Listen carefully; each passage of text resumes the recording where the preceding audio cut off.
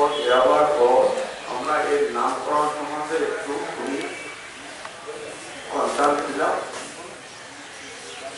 আমাদের ইচ্ছা ছিল যাতে মেদিনীপুর নামটা থাকে, যাই হোক আমি যাই হোক সেই হিসাবে আমরা কতটা কি এগিয়েছি, কীভাবে এগিয়েছি সেটা আমাদের বিস্তারিত হবে আমাদের সম্পাদক অধ্যাপক সর্বশেষ জানা বলবেন।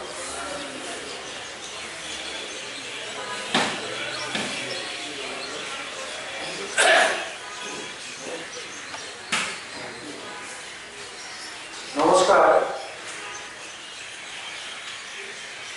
আমাদের যে সংস্থা সমন্বয় সংস্থা, এই সমন্বয় করার মধ্যেই আপনারা বুঝতে পারছেন যে আমাদের মেদিনীপুর জেলার অখণ্ড মেদিনীপুর জেলা এটা ভাগ হয়েছে, আগে দুভাগ হয়েছিল 2001-এ আগের সরকারের আমলে। বর্তমান সরকার আবার পশ্চিম মেদিনীপুর জেলাকে দুভাগে ভাগ করেছে। এই ব্যাপারে আমাদের পর্যালোচনা এ প্রসঙ্গে উল্লেখ করা দরকার যে আমাদের যে সংস্থাটা, এদের আমাদের সদস্য প্রায় 1000 সালে গেছে এবং এটা একবারে পূর্ব প্রান্ত থেকে পশ্চিম প্রান্ত এবং উত্তর থেকে দক্ষিণ মেদিনীপুরে সব জায়গায় আমাদের সদস্য আছে। আমরা ইতিপূর্বে মাননীয় মুখ্যমন্ত্রী আমরা জানতে পেরেছিলাম মিডিয়ার মাধ্যমে যে পূর্ব মেদিনীপুরের নাম চেঞ্জ করে কাব্যযুক্ত করা হচ্ছে। তখন আমরা ডেপুটেশন দিয়েছিলাম, প্রেস কনফারেন্সও করেছিলাম।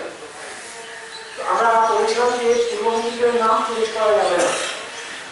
মাননীয় মুখ্যমন্ত্রী সেটা মেনে নিয়েছিলেন এবং পূর্ব মেদিনীপুর নাম বজায় রেখেছিলেন। আবার আমরা পরে জানতে পারি মাস দুয়েক আগে যে আবার পশ্চিম মেদিনীপুর জেলাকে বিভাজন করা হবে দুই ভাগে।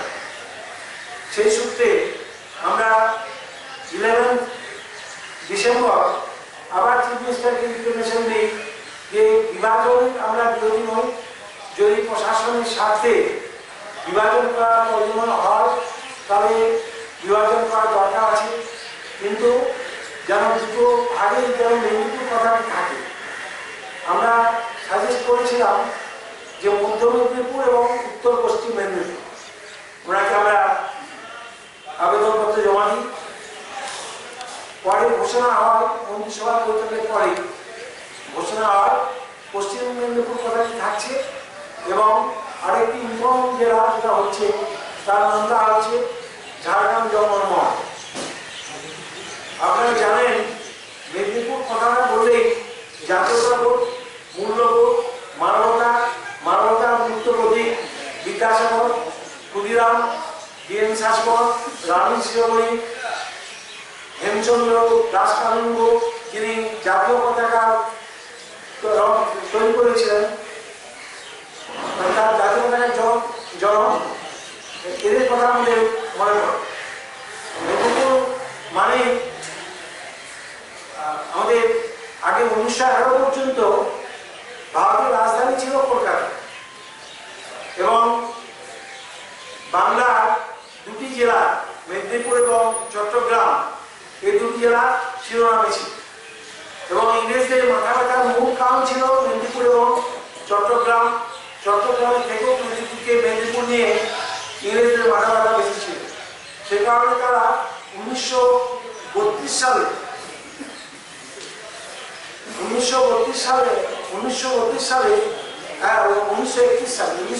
সালে মেদিনীপুরকে বিভাজন করে মেদিনীপুর আর হিজলি জেলা করতে চেয়েছিলেন। বীরেন্দ্রনাথ শাসমল সেটা তীব্র বিরোধিতা করেন এবং সেখানে গণভোট হয়। গণভোটে মেদিনীপুর কথাটা রাখার প্রস্তাব সরকার মেনে নেয়, সেটা তখন বিভাজন করা হয়নি। প্রশাসনিক বামফ্রন্ট সরকার 2001-এ দুটো ভাগ করে। এখন আবার আমাদের বিভাজনে আমাদের আপত্তি, কারণ প্রশাসনের প্রয়োজনে এখন প্রায় সমস্ত স্টেটই ছোট ছোট জেলা করছে, আমরা এটা বিরোধিতা করছিলাম। তা আমাদের মূল ব্যাপার যে মেদিনীপুরে আমাদের মা যেমন ভাই ভাই বিভাজন হলেও মা বা বাবার বিভাজন হয় না। মেদিনীপুর আমাদের মা,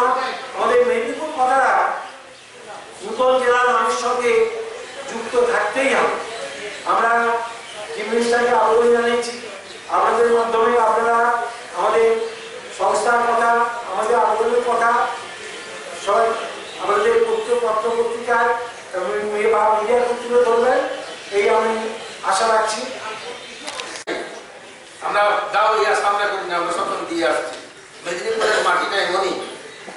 তো সুতরাং আজকে আমাদের মুখ্যমন্ত্রী মমতা বন্দ্যোপাধ্যায়ের কাছে আমাদের যেটা আবেদন, 3 ভাগ কেন 4 ভাগ হোক ক্ষতি নাই, কিন্তু মেদিনীপুর কথাটা রাখতে হবে নামের সঙ্গে সঙ্গে।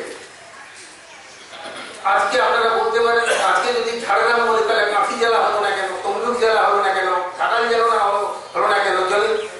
যদি প্রশাসনিক কাজের সুবিধার জন্য হয় তাহলে একটা মহকুমা একটা জেলা হয়ে যাবে, তা তো হচ্ছে না। তাহলে পূর্ব মেদিনীপুর যদি থাকতে হয়, পশ্চিম মেদিনীপুর যদি থাকতে হয়, তাহলে পশ্চিম মেদিনীপুর যদি আবার 2 ভাগ করতে হয় তাহলে তার নামটা কি হবে? আমরা এখানে বলছি যে উত্তর পশ্চিম মেদিনীপুর, তার থেকেও আরো একটা সুন্দর নাম আমরা ঠিক করেছি, সেটা হচ্ছে আরণ্যক মেদিনীপুর। আপনারা জানেন আরণ্যক এক্সপ্রেস আছে, জঙ্গলমহলের ব্যাপারটা নেই, কিন্তু আরণ্যক কথাটা আছে। আরণ্যক কথাটার মধ্যে একটা আভিজাত্য আছে। আমরা ঝাড়গ্রাম জেলাটার নামকরণ করতে চাচ্ছি আরণ্যক মেদিনীপুর। উত্তর পশ্চিম মেদিনীপুর দিলে 2 দিন পরে বলবে তাহলে ভাই দক্ষিণ পশ্চিম মেদিনীপুরটা আমরা করতে চাই। আরণ্যক মেদিনীপুর দিলে আর কেউ এই আপত্তি করবে না।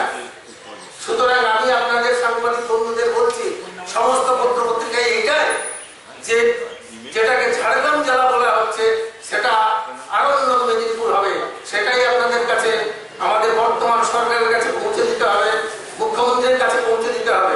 এবং মুখ্যমন্ত্রী নিশ্চয়ই এর প্রতিবাদ করবেন না এবং মেনে নিতে বাধ্য হবেন। এবারে যদি আপনারা বলেন যে ভাই আরণ্যক মেদিনীপুরের থেকে আরো সুন্দর একটা নাম দিচ্ছে, আমাদের কোনো আপত্তি নাই, কিন্তু মেদিনীপুর কথাটা রাখতে হবে। মেদিনীপুরের সঙ্গে আমাদের ইজ্জত জড়িত আছে, মেদিনীপুরের সঙ্গে আমাদের আত্মমর্যাদা জড়িত আছে, সেখানে আমরা কোনো কম্প্রোমাইজ করব না। আমাদের যে মেদিনীপুর সমন্বয় সংস্থা গঠিত হয়েছে, মেদিনীপুর অখণ্ড মেদিনীপুরের সর্বস্তরে বিশিষ্ট ব্যক্তিত্ব আছে এর মধ্যে এবং সবচেয়ে সেরা প্রতিভাবান রয়েছে। এখনো আমরা গৌরব করে বলতে পারি, নিজের কথা নিজে বলতে নেই, কিন্তু মেদিনীপুরের ছেলেরাই সর্বত্রই আছে ভারতবর্ষে এবং প্রতিভাবান। আমরা নিজের গর্ব করছি না, এটা ঘটনা, এটা বাস্তব। সুতরাং মেদিনীপুর কথাটা যদি আমরা যদি বলি, সেখানে আমাদের একটা সম্মান জড়িত আছে। আমি পশ্চিমবাংলা, আসাম, ত্রিপুরা বিভিন্ন জায়গায় গেছি, মেদিনীপুরের নামটা সবাই চেনে, ঝাড়গ্রাম কেউ চেনে না। হ্যাঁ, এবং ঝাড়গ্রাম যদি করে দিই, এই জিনিসটা ভবিষ্যতে খারাপ হতে পারে, খারাপ জিনিস দাঁড়াবে। এবং আমরা ঝাড়গ্রামের লোক হবো কেন? আজকে আমাদের ঝাড়গ্রাম থাকবে, যেমন মহকুমা শহর আছে এবং সেখানে জেলা কার্যালয় হবে, এটাও ঠিক, কিন্তু নামটা হবে উত্তর পশ্চিম মেদিনীপুর বা আরণ্যক মেদিনীপুর। তবে আরণ্যক মেদিনীপুরটাই হচ্ছে যুক্তিসঙ্গত নাম হবে। আপনারা দিয়েছেন আরণ্যক এক্সপ্রেস, তো আমাদের কথা বলার সাজেস্ট করেছেন আরণ্যক মেদিনীপুর। সম্পাদক হিসাবে আমাদের প্রেসিডেন্ট বললেন যে এই নামটাও আমাদের পক্ষে ভালো, যদি এটা আমাদের কোনো আপত্তি নেই। আমরা আমাদের বক্তব্য রাখছেন ভাইস প্রেসিডেন্ট কৃষি প্রসাদ